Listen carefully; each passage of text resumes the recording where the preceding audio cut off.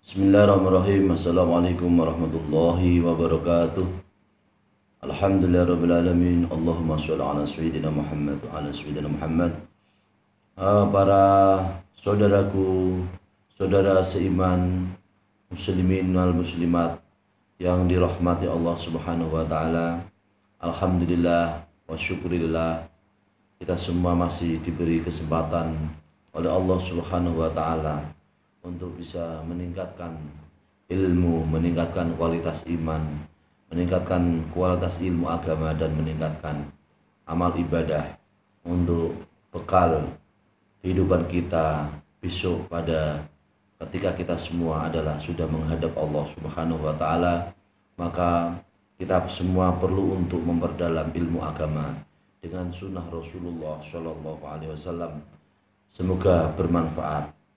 Pada kesempatan ini kami akan menyampaikan beberapa hikmah yang menyangkut rahasia ibadah sholat fardu dengan keterangan-keterangan sebagai berikut. Wan Abi Muslimin At-Taghlabi, awarwilan diriwayat apa hadis an Abi Muslimin sang Abi Muslimin At-Taghlabi kala ngendika sapa Abi Muslimin At-Taghlabi, dakhaltu mlebet sapa ingsun ala Abi Amamah ing atase Abi Amamah radhiyallahu anhu, wa huwa khali utai Abi Amamah iku fil masjid ing dalam masjid. Faqultu mongko njur matur sapa ingsun, ya Aba Amamah, hai Aba Amamah, inna rajulan setemene wong lanang iku khaddasani, iku nyeritakake sapa rajul ni ingsun indaka ing dalam ngarsa panjenengan. Anak kasak temene panjenengan iku samita, iku mireng panjenengan, wama iku mireng panjenengan Rasulullah sallallahu alaihi wasallam. Yaqulu ingkang ngendika sapa Rasulullah, man rupane pengendikan man tawadhu asa akhiripun, man utahe sapa wong iku tawadhu iku wudu sapa man, fa asbagha mongko nyempurnakake sapa man al wudu'a ing wudune man, fa ghasala mongko mbasuh sapa man yadaihi ing asta lorone man, wa wajhahu lan wajhe man, wa masakalan basuh sapa man ala rosi ing atase sirahe atau mustaqone man, wa udunaihi lan kuping lorone man, suma koma moko kari-kari ngadeg sapa man ila solatin maring salat mafruḍatin kang difardhoake, ghafara mongko ngapura sapa Allah Gusti Allah lahu kutiman fi dalikal yaumi ing dalem mengkono-mengkono dina, mamasat selakini lumaku ilaihi, mamasat selakini lumaku ilaihi maring solatin maqama ila solatin mafrudatin apa rijalahu apa sikil kaliman sambaran kaliman, waqabadat lan gegem alaihi yadau, waqabadat lan gegem alaihi ngatasi man. Bismillahirrahmanirrahim.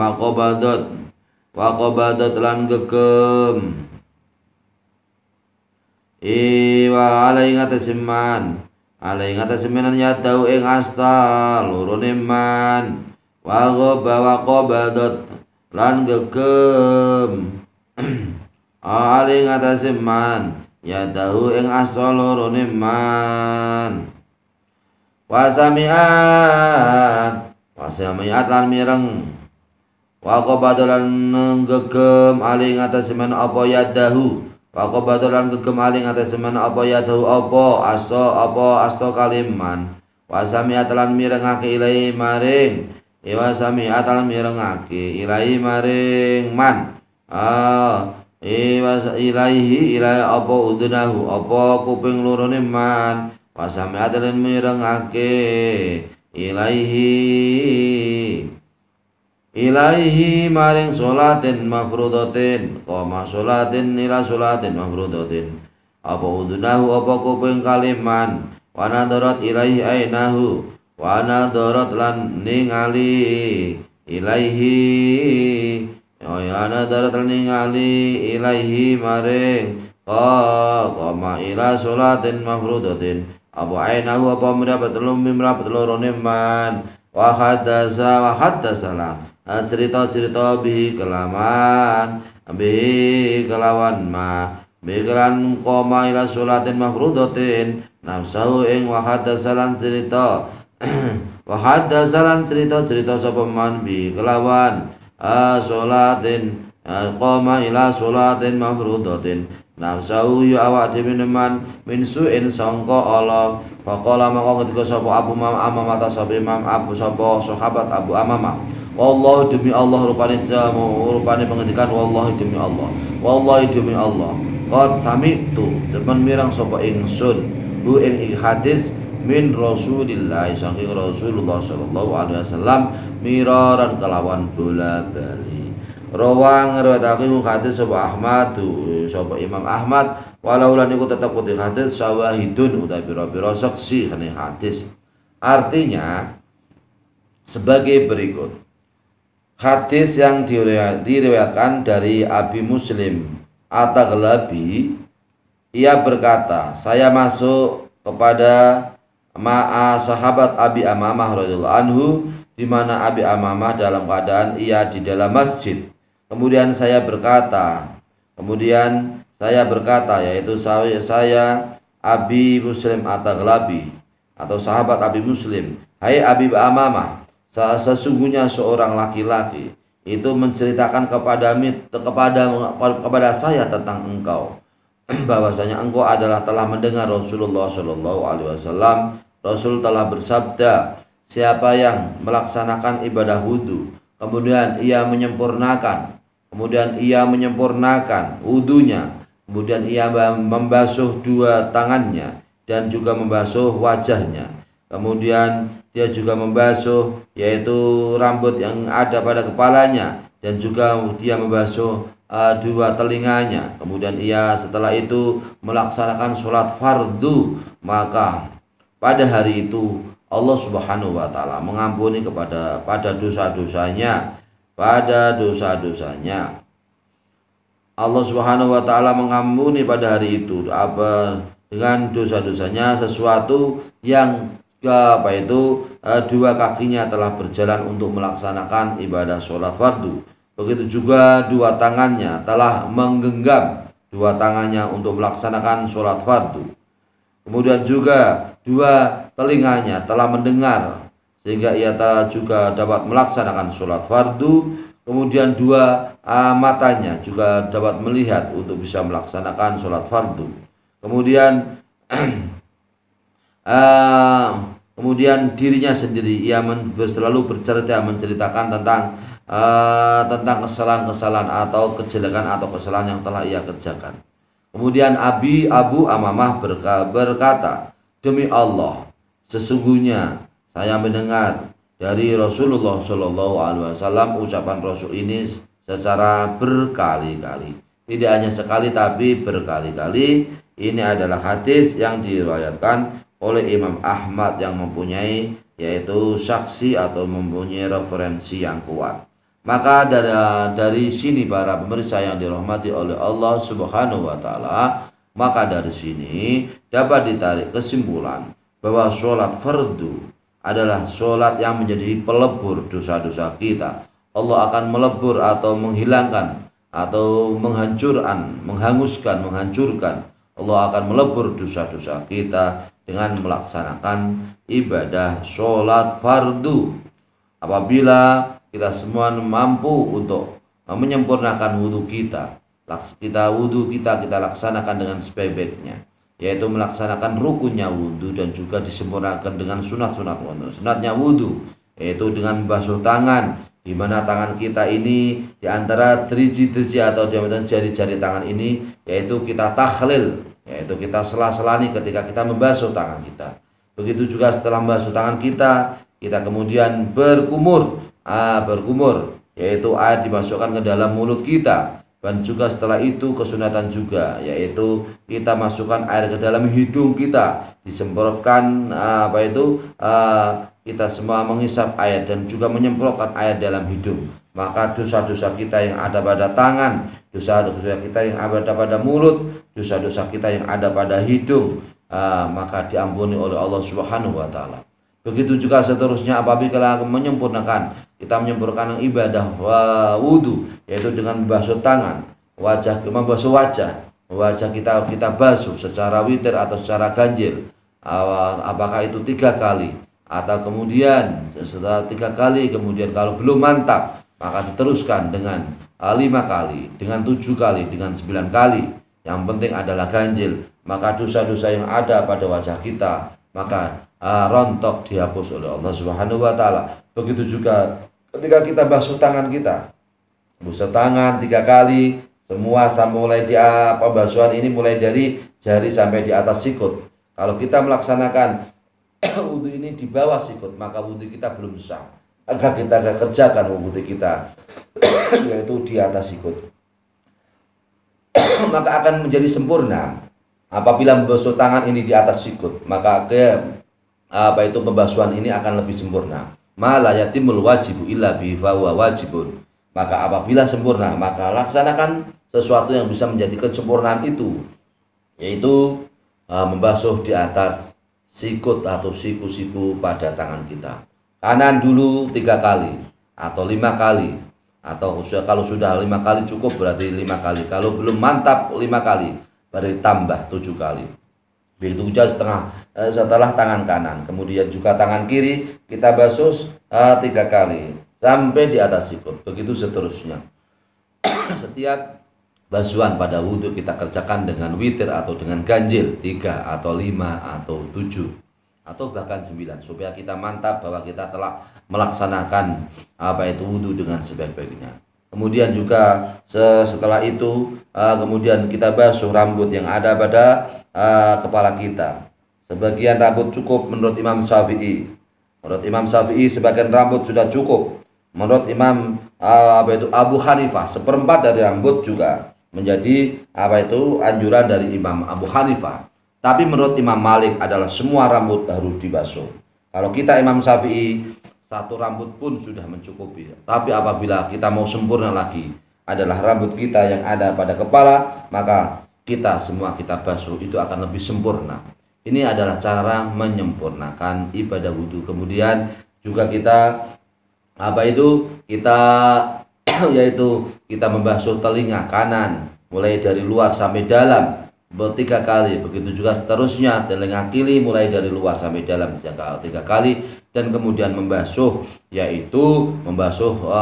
kaki sampai mata kaki, diteruskan dengan berdoa. Kalau kita laksanakan seperti ini, maka wudhu kita berarti wudhu yang kita laksanakan dengan sempurna, sesempurna-sempurnanya, dan semua anggota badan yang telah kita basuh, maka semua dosa-dosanya pada anggota badan kita telah rontok dihapus oleh Allah Subhanahu wa taala. Maka kalau begitu, inilah wudhu yang telah dilaksanakan oleh Rasulullah Shallallahu Alaihi Wasallam. Wudhu yang benar, wudhu yang sesuai dengan itu sunnah Rasulullah Shallallahu Alaihi Wasallam. Di sini sampai sahabat Abi Amamah bersumpah, wallahu demi Allah bersumpah, ini adalah berkali-kali saya dengar dari Rasulullah Shallallahu Alaihi Wasallam, orang yang melaksanakan ibadah wudhu dengan sempurna, kemudian ia melaksanakan sholat fardu 5 waktu, maka dosa-dosanya diampuni oleh Allah Subhanahu wa taala pada hari itu, hari di mana dia melaksanakan ibadah sholat fardu, maka dosa-dosanya diampuni oleh Allah Subhanahu wa taala. Begitu juga apa yang ada pada kakinya, pada tangannya, pada telinganya, pada matanya, kemudian pada wajahnya yang telah dihapus, semua adalah dihapus dosanya oleh Allah Subhanahu wa taala. Amin Allahumma amin. Ini dengan keterangan ini maka dapat kita tarik kesimpulan bahwa ibadah sholat fardu adalah dan sholat ibadah wudhu dan sholat fardu adalah melebur dosa-dosa kita. Amin Allahumma amin.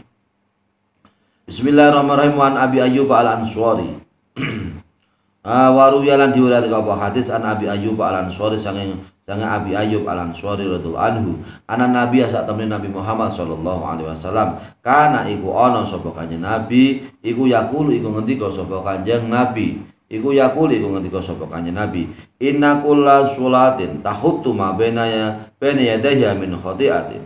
Inna kulla sholatin sak temene saben-saben salat sak solatan tahutu iku bisa ngerontokake apa kula salatin ma ing perkara bena yadaiha ing dalam antarane tangan tangan kaliye tangan kaliye min khati'atin saking keluputan.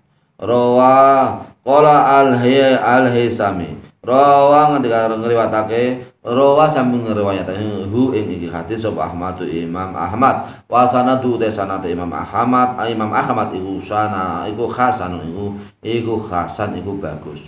Artinya hadis yang diriwayatkan dari Imam Abi Ayyub Al-Ansari radhiyallahu anhu bahwasanya Nabi Muhammad sallallahu alaihi wasallam bersabda, setiap satu kali sholat, maka setiap kali sholat itu dapat merontokkan kesalahan-kesalahan yang ada pada tangan-tangan orang yang melaksanakan sholat atau musolli. Maka setiap kali sholat, maka tangannya itu kesalahan yang ada pada tangannya maka dihapus oleh Allah Subhanahu wa taala. Bismillahirrahmanirrahim. Amin dalika lan iku setengah sangka keutamaane salat. Ana salata sak temene salat iku tarfa'u iku bisa ngangkat apa salat ad-darajat ing pira-pira derajat. Rawa ngriwayatake sapa Muslimun Imam Muslim an Ma'dan bin Abi Thalhah saking Ma'dan bin Abi Thalhah radhiyallahu anhu kala ngendika sapa Ma'dan bin Abi Thalhah laki itu ketemu sahabat ingsun Sauban ing sahabat Sauban maula Rasulillah ya benderane Rasulullah sallallahu alaihi wasallam. Fakultu jumangka njur matur sapa ingsun. Matur dumateng sahabat Sauban, akhbir muga-muga nyritani panjenengane ingsun bi amalin kelawan siji amal. Amalu kang amal sapa ingsun, hu ing amalin yudkhilu. Amalu kang amal sapa ingsun, hu ing amal yudkhilu kali nglebake ni ingsun sapa Allah Gusti Allah bi kelawan amal al jannata ing swarga. Au qala utawa ngendika sapa rawi akhbirni bi habil a'mali.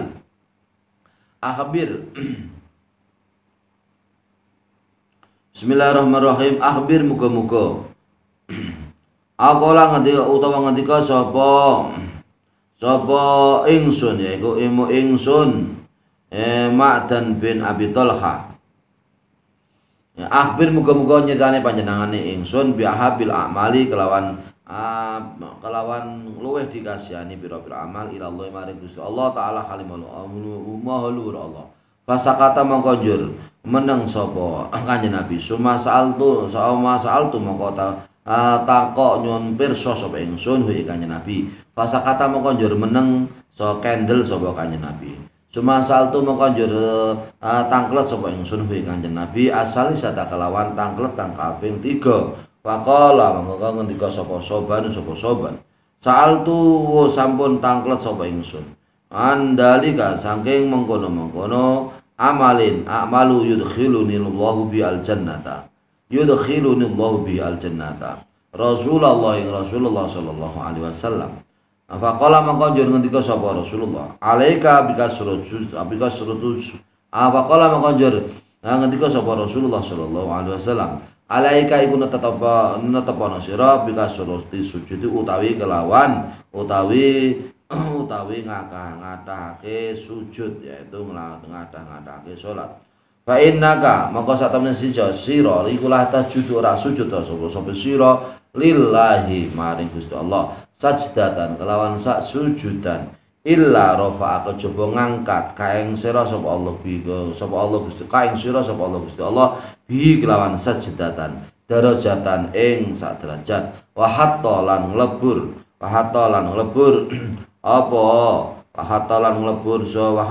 sapa Allah biha kelawan sajdatan an kama angka sangka sira khati'atan ing keluputan siji atau keluputan. Artinya bahwasanya sesungguhnya sholat itu dapat mengangkat derajat-derajat manusia, ya derajat-derajat kita yang sebagai seorang muslim diangkat derajat oleh Allah Subhanahu wa taala. Yang dasarnya di sini adalah hadis yang diriwayatkan oleh Imam Muslim yang sumbernya dari Ma'dan bin Abi Thalhah. Ma'dan bin Abi Thalhah berkata, saya bertemu dengan sahabat Sauban yaitu dia adalah adalah bendera atau pemimpin Rasulullah Shallallahu Alaihi Wasallam. Kemudian saya berkata kemudian saya berkata kepada Sauban, "Hai Sauban, ceritakanlah kepadaku dengan suatu amal di mana saya dapat melaksanakan amal tersebut, Allah akan memasukkan aku ke dalam surganya Allah." Kemudian berkata yaitu Ma'dan bin Abi Thalhah berkata, "Hai Sauban, ceritakanlah kepadaku dengan amal yang paling dicintai oleh Allah Subhanahu wa taala." Kemudian fasakata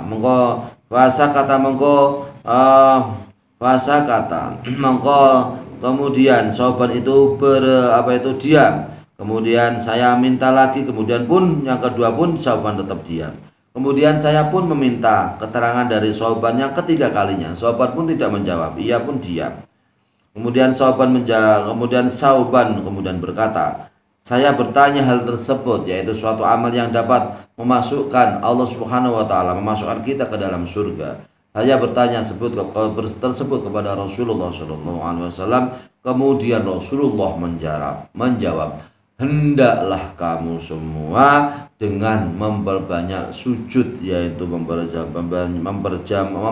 sholat untuk Allah Subhanahu wa taala.